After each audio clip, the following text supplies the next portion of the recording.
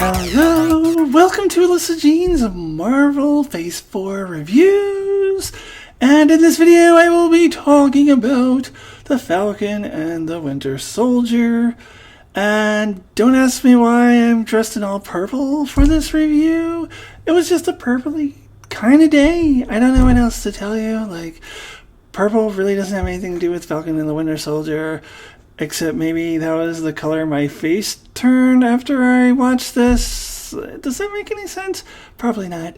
Okay, Falcon and the Winter Soldier originally aired in March through April of this year. As I'm recording this, 2021, I'm a few months late, and that is because I didn't have a channel when Falcon and Winter Soldier originally aired. Same thing with WandaVision. You can find my review for WandaVision in the description below. And then next week, August 13th, I will drop my reviews for Loki and for Black Widow.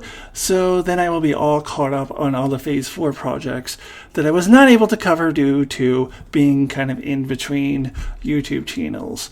So Falcon and the Winter Soldier, I'm going to get into that, but first, spoiler warning! If you have not seen Falcon and the Winter Soldier in its entirety, I don't have any idea why in the world you would click on this video. I mean, it came on a few months ago, just go and watch it. Anyways, with that out of the way, let's dive into my review. Okay, so first I wanted to talk about my feelings about this show before I even watched it, like going into it. Because I was never super excited about this one, to be honest. Like, I'm watching WandaVision and they're dropping trailers of Falcon and Winter Soldier, and I was just like, eh. I mean, it looked to me like a stupid buddy cop comedy type of thing with a lot of explosions and boring. And then I watched it, and then it turned out it was actually a poorly written and sloppily put together stupid buddy cop comedy with explosions. Like, it was even worse than I thought it was going to be. It really plays to me like it's an early draft of a show, the script, that is. It's definitely not a polished, finished product. Now, I don't think it would have hurt them to maybe hold off on the Falcon and Winter Soldier until they got it right. I mean, they probably didn't because it would be all these, expensive reshoots and whatnot. But there's absolutely no reason they couldn't have, released this next year, honestly, if that meant they could have got it right. Because this doesn't tie into absolutely anything else as far as I can tell, except for the post-credit scene of Black Widow, which actually was originally supposed to air first because Black Widow was supposed to come out first. So that wouldn't have mattered. So I don't know. I don't know what they needed to do differently, but this was the first draft. Not that it's all bad, but I'll get into that a little bit later. There are definitely some strengths, some really well done, well constructed things about this show, mainly to do with the titular characters. But overall, this show is kind of a disaster. And, speaking of trailers, I said I wasn't excited about this trailer when WandaVision was on. Conversely, I'm watching Falcon and the Winter Soldier, and the Loki trailer comes on, and I'm like, yeah, Falcon and Winter Soldier, but Loki! Did you see that Loki trailer? Falcon and Winter Soldier, whatever. But the Loki trailer! And now that I've watched both shows, I can say with confidence that the Loki trailer was better than Falcon and the Winter Soldier. Not just that Loki itself was better, I'm saying the Loki trailer was better than the Falcon and Winter Soldier. Okay, so if you don't want to hear me rip this show apart, then maybe you can stay for the first part where he's going to talk about the positive things, but then after that, maybe you want to leave, because after I talk about the strengths of the show, I'm really going to tear into it, because overall, I wish they had done better with this show. Alright, let's get into it. So let's start with the positive, and as I alluded to earlier, that has everything to do with the titular characters, the Falcon and the Winter Soldier. Later, Captain America and the White Wolf. So I'll start by talking about Sam Falcon / Captain America. While actually some would say that, I've heard people say actually that you could have not had this show at all because at the end of Endgame, you see Steve Rogers giving Sam the shield, and then you could have just seen him in Captain America 4 with the shield, and you wouldn't have missed anything. And that I actually disagree with. You did need this journey, this character journey of Sam, because he definitely was reluctant even at the end of Endgame. So we needed to see how he came to terms with accepting the shield. Now, at first, it just seemed like he didn't really want to live up to Steve Rogers' shadow. Like, Steve Rogers was Captain America to him, and he just felt like nobody else should do it. Like, we should just retire the shield. And of course, it didn't work out that way because he tried to do that, and then the government took that and made a new Captain America without his knowing. So it didn't work out. But he felt that no one else should ever be Captain America. And then, as the show goes on, he starts to struggle with the racial aspect of it. The fact that he would be a black Captain America, and I am so glad that they tackled this issue. This was actually, I think, the absolute strength of this show. This is one aspect of the show that was really well written. I wish the rest of it was like this. But he is struggling with the fact that not a lot of people are really going to accept a black Captain America. And I love that Marvel did this, because so often in superhero films and shows, usually we just see, here's a black superhero and everybody thinks he's wonderful and nobody is racist, and that's just not realistic. Look what happened in real life when just a fictional character of Captain America was named as a black man, and people were throwing a fit over that, and he's just a fictional character. So if he was in real life, of course that would be an issue. And I love how they tied in the Isaiah Bradley story. Because here is a guy who received the super soldier serum and essentially did the same exact thing that Steve Rogers did in Captain America First Avenger, which is to break into a refugee camp and free people, where Steve Rogers was heralded as a hero and all of that, and Isaiah Bradley was put in jail. So that shows the difference between how white people and how black people on the super soldier serum were treated. And in the comics, I understand Isaiah Bradley wore the Captain America uniform. I didn't catch them explicitly saying that in this show. I think that watching other reviews, people seem to just assume he did that in the MCU as well, but I never heard them actually say that, so I don't know if that's the case. But in any case, I love how they brought the racial component to light and really shined a light on it. And also, it was good that they had the scene of, Sam getting pulled over and the cops starting to harass him until they figured out who he was. And the funniest part about that to me is, like, in real life, the right wing was going berserk over that scene. How dare they show what actually happens in real life every single day to black people? It's liberal propaganda. But anyways, I really appreciated that. So this part of it, definitely the strength of the show. That, and then the other titular character, Bucky, as well, how they handled him. So Bucky, like Sam, had a very important character journey to undergo. Like, you had to have this as part of the MCU. You just can't have Bucky show up later as the White Wolf, fighting alongside the Avengers. Yay, he's an Avenger now, hooray! No, you can't do that.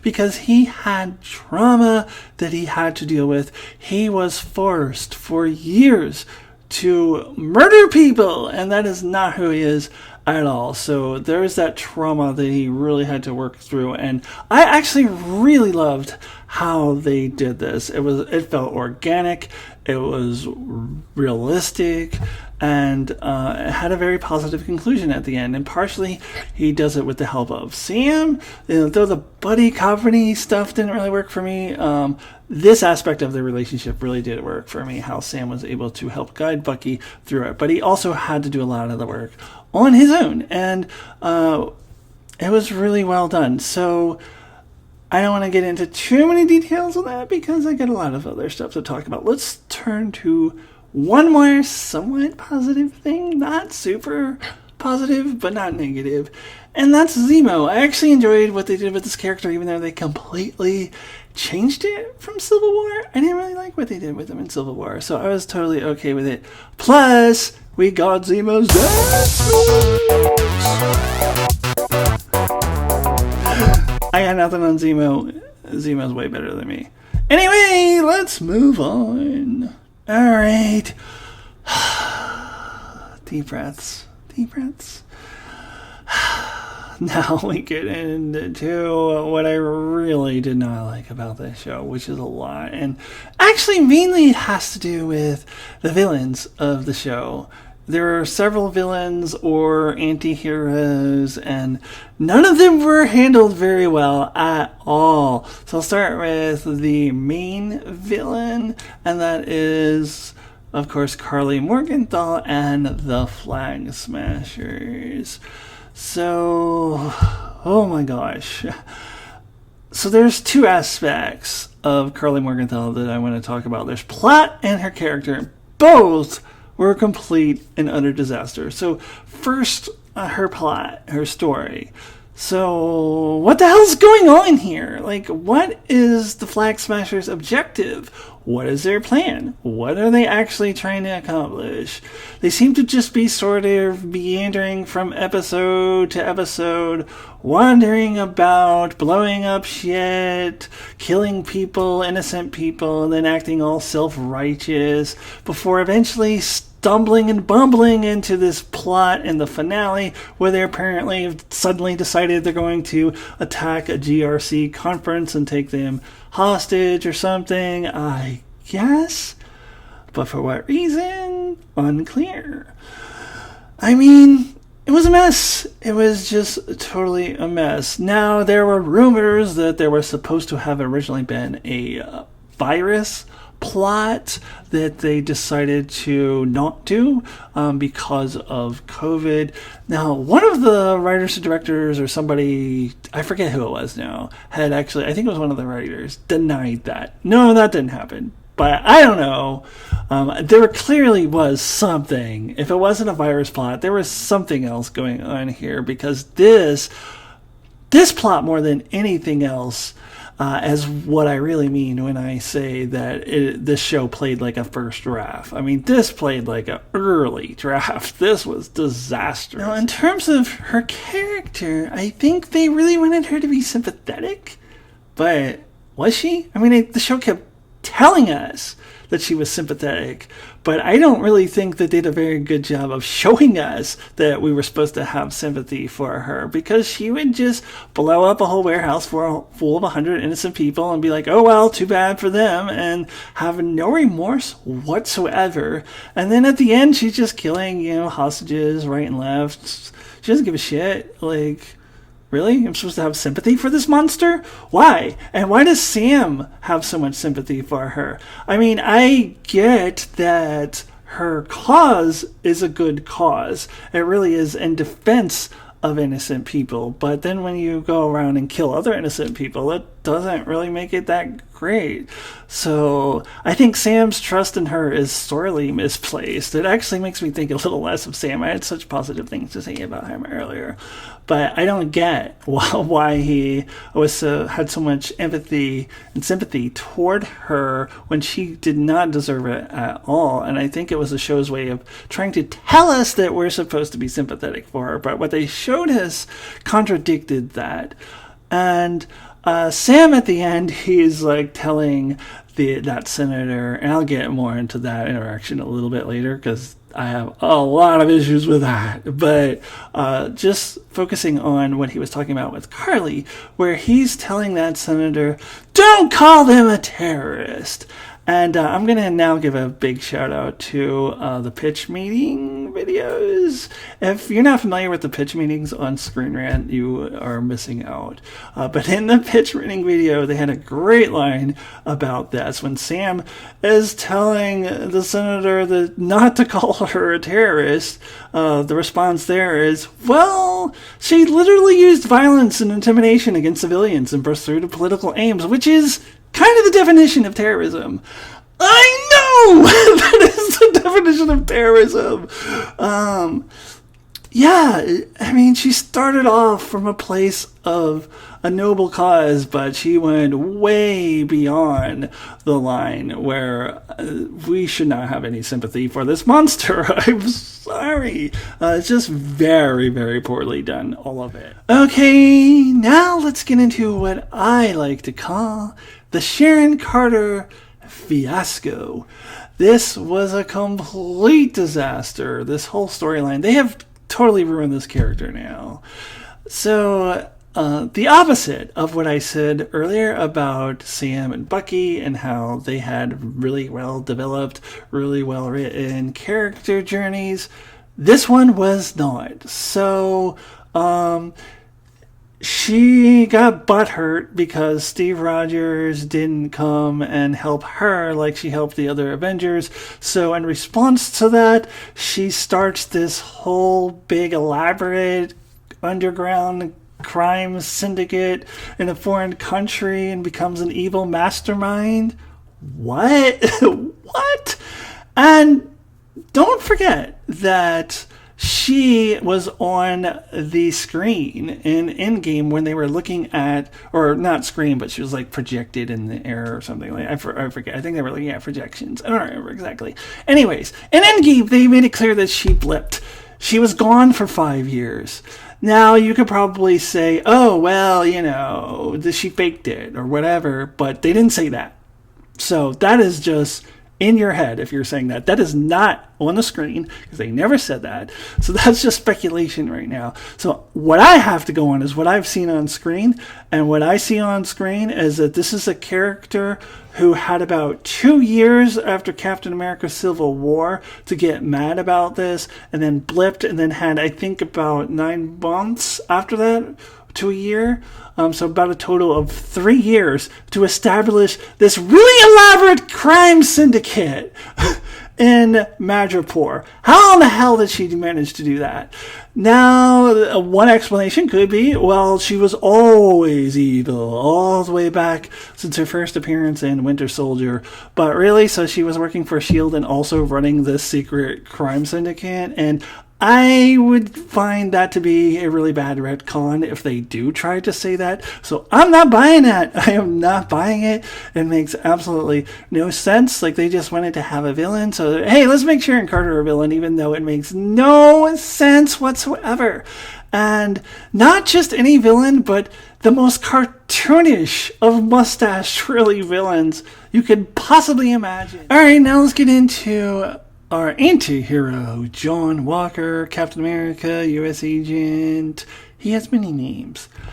So I always kind of liked this character from the comics. This was my era of comic books when he became Captain America first and then the U.S. Agent. I was like in the 80s or 90s. It was when I was most into comic books.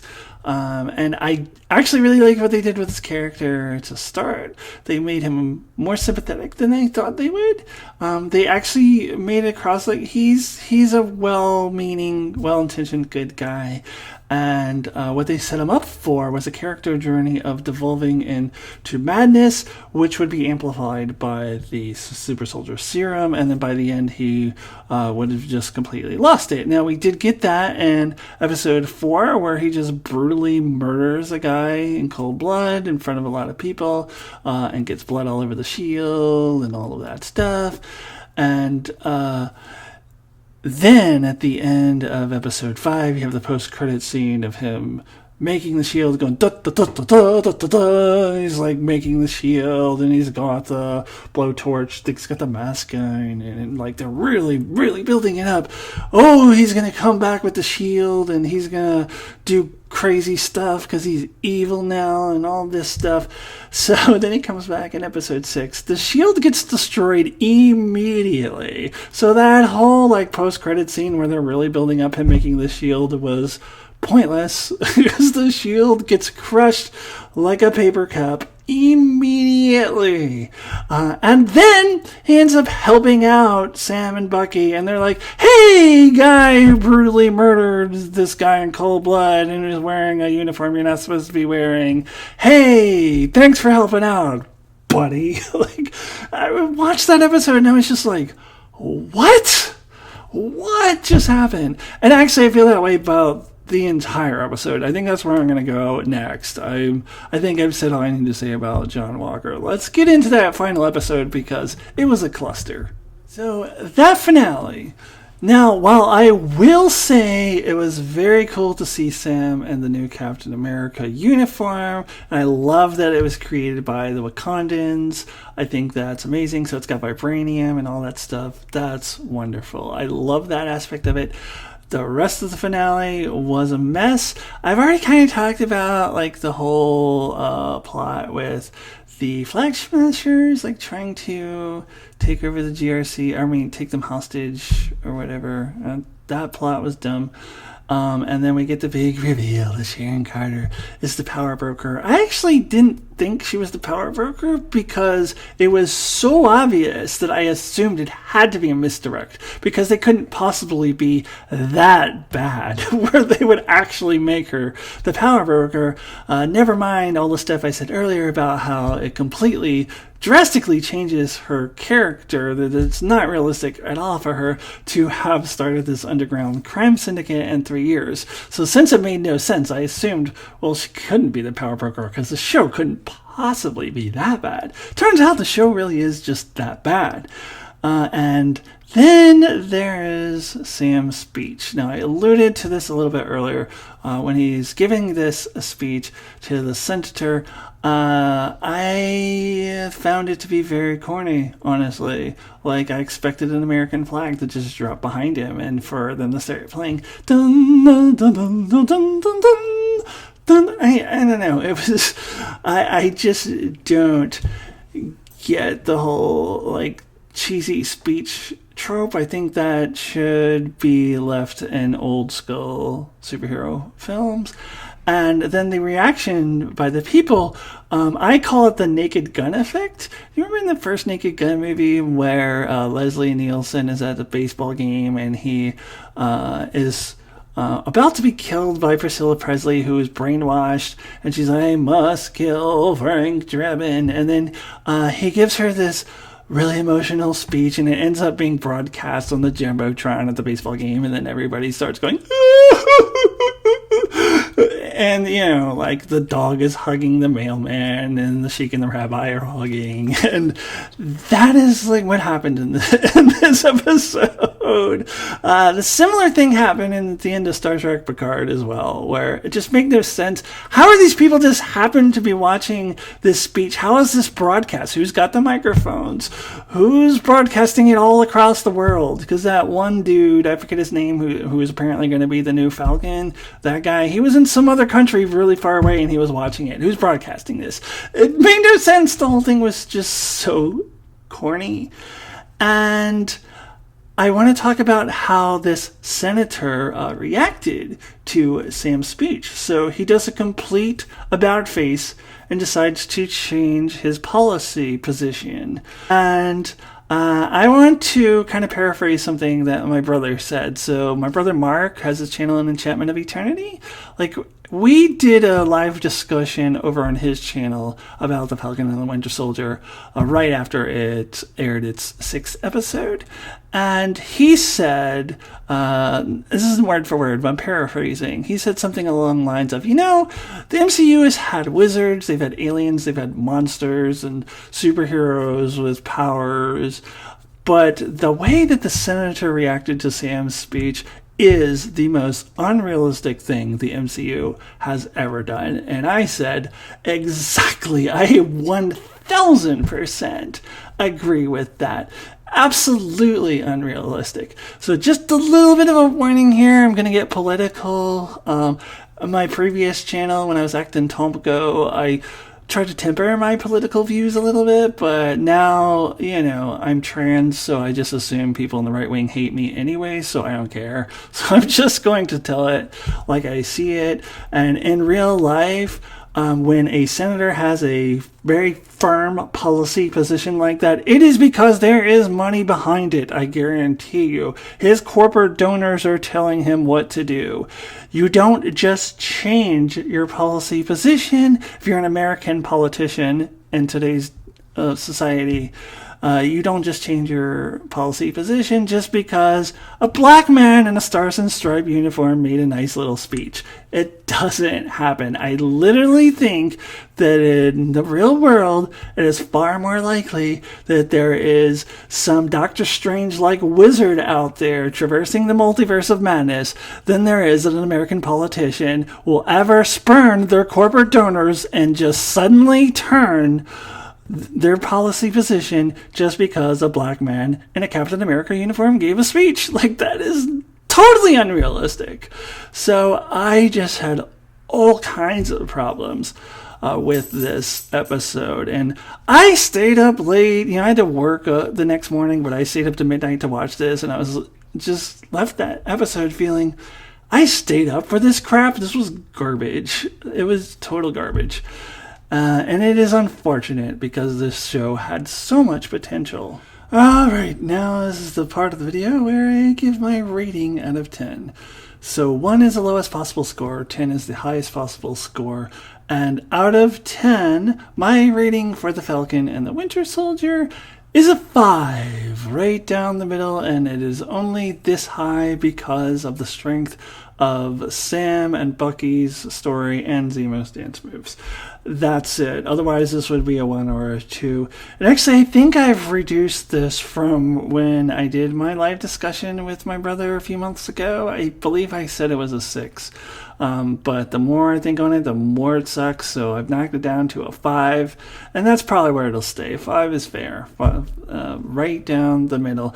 And it is, in my opinion, the worst Marvel project since Phase 2, honestly. I think I would go back to probably Thor the Dark World was probably the worst one before this. It's just, I'm sorry, this was just garbage. But it gets a 5, so it's not garbage because it has some really good aspects, particularly, as I have said, the titular characters. So that's it for my review for Falcon and Winter Soldier. Please click on the link in the description below to check out my review for WandaVision, where I am way more positive if you want me to hear me say positive things. WandaVision. And then next week I will also be positive with my Loki and Black Widow reviews as well. Falcon and Winter Soldier is really the only one that I didn't like, so I liked all the other ones. So check out all that. And, big announcement. So beginning on Thursday, August 12th, I will be doing a live discussion with my brother Mark, who I just talked about What If, and we are going to cover every episode together, and each week we will hopefully have a third yet to be named guest star. We'll probably be rotating guests who will come in. I don't want to name them yet because they're not confirmed as of this recording, but just keep an eye out my channel and you'll see who that is. So definitely please check out all that, and thank you so much for watching. Bye.